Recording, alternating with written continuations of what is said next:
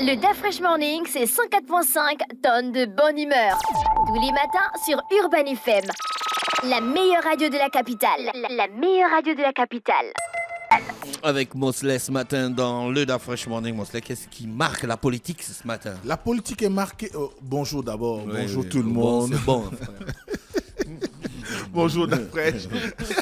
Non, la politique est marquée ce matin par la célébration du 55e... 5e anniversaire du Parti démocratique gabonais. Merci. Parti de masse. Oui, le Le parti... rouleau compresseur. Le Continue. rouleau compresseur, c'est comme ça qu'on appelle ça. Comme Yakata Yamunoto. Ah, d'accord. Ok, je ne savais pas. J'apprends. Ok. Donc, il faut dire que le Parti démocratique gabonais célèbre son 55e anniversaire ce week-end parce qu'il faut savoir qu'ils ont livré le programme hier, notamment par l'entremise du secrétaire général adjoint de M. Malf Divassa, je pense. Oui, Divassa, exactement. Séverin Joe Malf Divassa Ndia, qui a délivré le programme qui doit jalonner l'ensemble du cérémonial qu'il y aura durant la célébration. Il faut savoir que les PDGistes auront la possibilité de festoyer pendant 3 jours.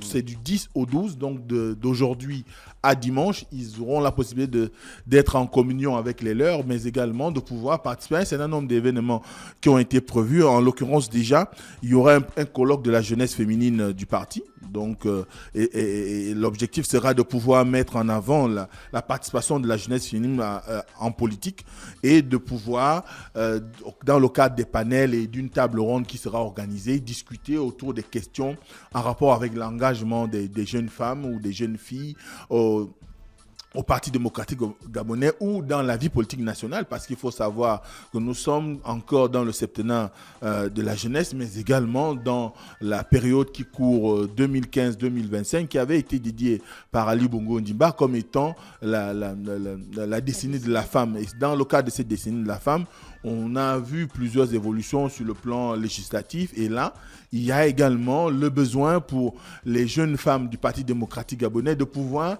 se lancer dans, on va dire, mettre en avant leur engagement militant, mais surtout la participation des femmes dans la vie politique nationale, parce que cette table ronde n'aura pas vocation seulement à parler des femmes, des jeunes femmes qui sont engagées en politique au Parti démocratique gabonais. Il y en a également dans l'opposition ou dans la société de manière générale, parce que vous avez beaucoup de jeunes personnes aujourd'hui qui s'intéressent à la question politique. Ensuite, il y aura dans la matinée de demain, donc le samedi, également une activité qui sera en rapport avec des dons que fera le secrétaire général du Parti démocratique gabonais, Steve Nzengo Dieko, dont tu parlais tout à l'heure, dans 3 orphelinats qui se trouvent dans le Grand Libreville. Un orphelinat à Libreville, un autre à Kanda et un autre à Ovendo. Et dans l'après-midi, il y aura évidemment un match de gala qui opposera le secrétariat exécutif du Parti démocratique gabonais aux parlementaires du PDG. Bon, on voit déjà un peu ce qui se trame derrière. Est-ce que le secrétariat général a autant on va dire, de personnes capables de jouer comme le Parlement? Le Parlement, c'est quand même l'Assemblée nationale et le Sénat. Ça, c'est la petite pique. Mais ce qui est sûr, il y aura ce match de gala qui va opposer... 1000 francs. Oui, il y a un droit d'entrée de 1000 francs. Donc, le secrétaire général Oui. du PDG va affronter les parlementaires. Les parlementaires du PDG. Oui. Mais le secrétaire général va gagner. On ne sait pas, peut-être. Tu vas d'abord le secrétaire général, tu sens que c'est un gars dynamique, jeune. Oui, je crois que je l'ai vu jouer quelque part. Au Parlement, qui peut jouer? Oh, il y a quand même assez de... À part Alexandre Awassi, qui est jeune. il Lui, il peut encore courir le terrain. Le reste, fatigué. Il y a quand même des parlementaires comme Rodrigue Aboro. Il y a des jeunes comme Arsène Nkoré. Oui, Arsène Nkoré. Il va courir comme Ngolo Kanté. Arnaud Nganji, il peut jouer au foot. Arnaud Nganji. Il peut jouer au foot. Je ne sais pas, mais... Les 15 dernières minutes. Il a le corps qui va avec. Il est quand même athlétique. Hein? Le corps et le terrain, c'est 2 choses différentes. Vous avez l'honorable député de Mekambo qui peut également jouer. Lui, il peut jouer. Qui transfuge du PSD, qui peut jouer. Ils sont nombreux de toutes les façons.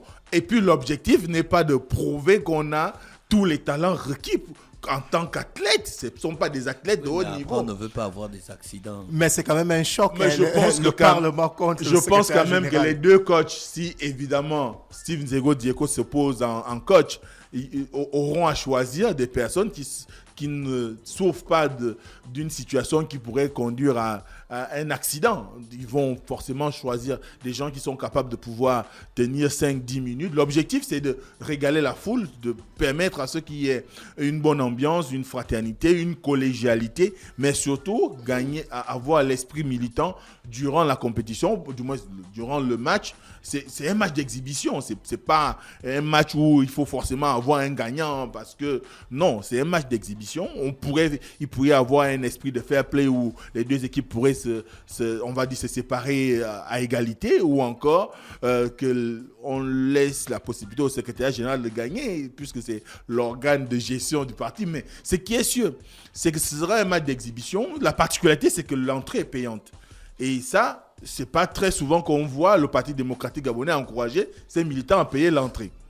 Régénération, révigoration. 2 R. Voilà. Et puis, Régénération et revitalisation. Et fusion-absorption. Les fusions-absorption aussi sont là-dedans. Tout ça là, ça a changé la donne.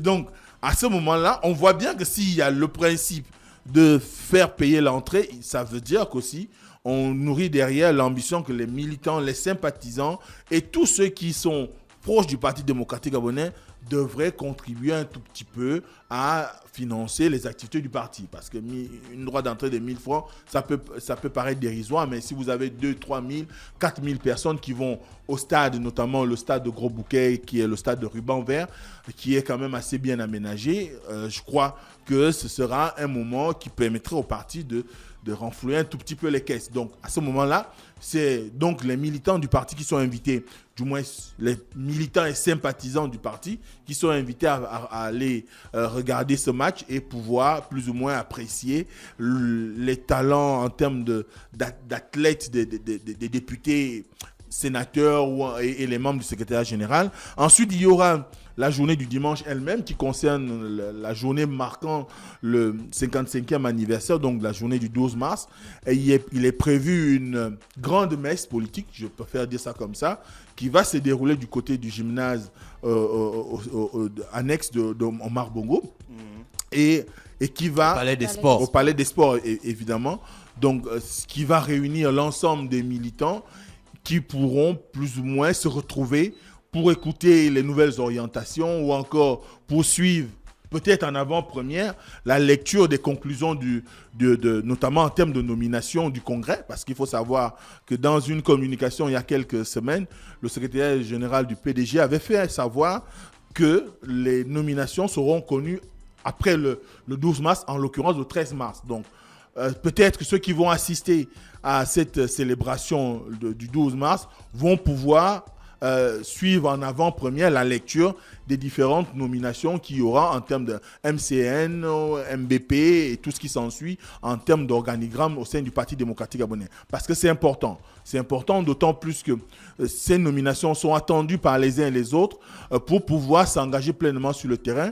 Quand on est militant de masse, on a forcément du mal à prendre une initiative de peur qu'on ne soit rappelé à l'ordre par son supérieur hiérarchique au sein du parti. Donc maintenant, avec les nominations qui vont être dévoilées, les uns et les autres sauront désormais quelle est leur place, quel est le statut qu'ils devront désormais occuper et comment s'engager pleinement à pouvoir certainement à travailler à la victoire de leur éventuel candidat à l'élection présidentielle qui va se qui aura lieu en août 2023 selon, si on tient compte du calendrier initial, du moins de la programmation initiale par rapport aux dernières élections présidentielles. Ensuite, il y a que peut-être, au moment de cette célébration, on pourrait encore assister à l'arrivée de leur distingué camarade qui est Ali Bongo Ondimba et que ce dernier puisse peut-être cette fois-ci officialiser sa candidature. Je ne suis pas dans le secret des dieux, mais ce qui est sûr, c'est que c'est attendu par les militants.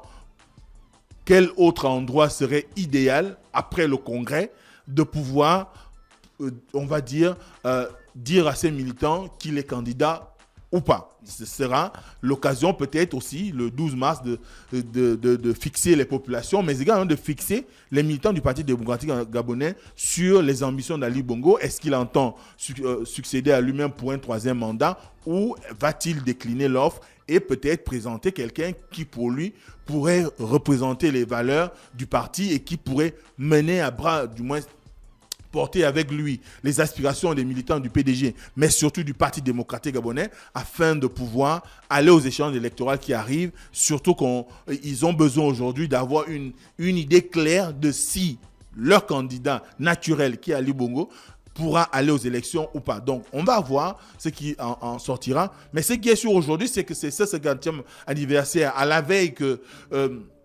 pour ce 50e anniversaire, à la veille que Jean Yégendon aussi a décidé de formaliser son retour au Parti démocratique gabonais. Après avoir fait un discours le 4 mars dernier, il a décidé de pouvoir aller retirer tout ce qu'il y a comme, on va dire, document pour souscrire à l'adhésion. Donc, hier encore, il était au siège du Parti démocratique gabonais où il a été reçu par les membres du directoire, donc du secrétariat exécutif. Et de ce secrétariat exécutif, il en ressort qu'il a reçu sa fiche d'adhésion. Il a aussi bénéficié du don d'un kit scolaire. Non, un kit de militants. Un kit de militants. Voilà, un kit de militants avec le pagne, donc le tissu à l'effigie du parti, mais également des responsables du parti, soit Ali Bongo ou pour certains le président fondateur Omar Bongo Ondimba. Donc c'est tout ce qui va rythmer l'environnement politique ce week-end en rapport avec le 55e anniversaire du Parti démocratique gabonais. Merci Mosley avec nous ce matin sur les 104.5 Urban FM, la station urbaine. René Rutien gagnant.